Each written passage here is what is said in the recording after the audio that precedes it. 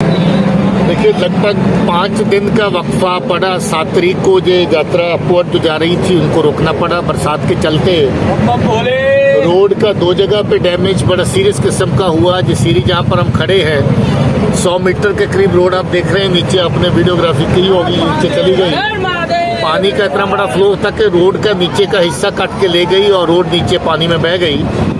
और जो इतनी बड़ी चुनौती थी, नई लाइनमेंट जो अभी अंडर कंस्ट्रक्शन थी, जिसमें काफ़ी बड़ा कंक्रीट का सॉलिड तरह का काम हो चुका था, इस टोटे को काट करके जो नेशनल हाईवे अथॉरिटीज़ की टीम जहां पर है, led by the project director Purushottam ji, इन्होंने ये रास्ता तैयार किया है। अभी कुछ एरिया को ब्लैक टॉपिंग कर दी है।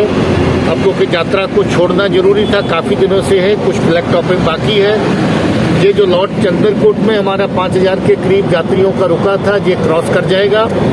उसके बाद फिर से 2-4 घंटे की विंडो अवेलेबल होगी, जिसके बीच में बचे हुए हिस्से की ब्लैक टॉपिंग होगी, ताकि जहां पर ट्रैफिक का फ्लो स्मूथ भी हो जाए और तेज भी हो जाए, ताकि ज़्यादा फिर उसके बाद गाड़ियों को हम निकाल सकें। इसके आगे का हिस्सा पंथियाल का आप लोगों ने जानते हैं, आपने देखा होगा, वहाँ पर भी ऐसा ही हुआ। जो 2 टनल्स के बीच में रोड का पैच था, वो रोड का पैच बह गया और उसके बाद वहाँ भी कनेक्टिविटी अवेलेबल नहीं थी। वहाँ पर भी एक नए ब्रिज को एक नई अलाइनमेंट थोड़ी सी दे करके उसके साथ जोड़ करके वहाँ पर भी ट्रैफिक रिस्टोर हो गई है।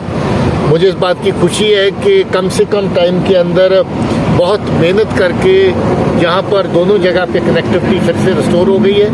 हमारे जो फंसे हुए यात्री थे, 5-5.5 हज़ार के करीब यात्री अभी नीचे निकल जा चुके हैं। अभी 5-5.5 हज़ार के करीब नीचे से ऊपर जा रहे हैं। मैंने ये भी देखा है श्रीनगर से अभी आते हुए कि काफ़ी गाड़ियाँ रामसू और उसके पीछे जगह जगह पर प्राइवेट गाड़ियाँ भी अभी स्टैंडर्ड हैं। कोशिश ये रहेगी कि एक बार ये जो विंडो का इस्तेमाल करके जब रोड की कनेक्टिविटी को और बेटर कर लेते हैं, इसकी ब्लैक टॉपिंग कर लेते हैं, उसके बाद जो स्टैंडर्ड गाड़ियाँ ऊपर से नीचे आने वाली उनको भी छोड़ा जाए।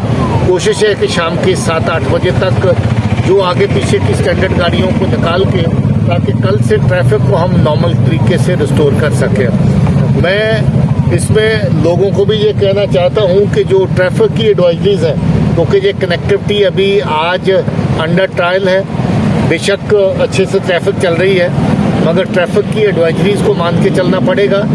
इतना ज़्यादा लोड, इतना ज़्यादा रश, एकदम गाड़ियाँ जो पिछले 3-4 दिन से रुकी हैं, अगर एकदम सारे चलने शुरू कर देंगे तो यहाँ पर फिर से जैम बन जाएगा और ट्रैफिक को इधर साइड क्लियर करना मुश्किल हो जाएगा।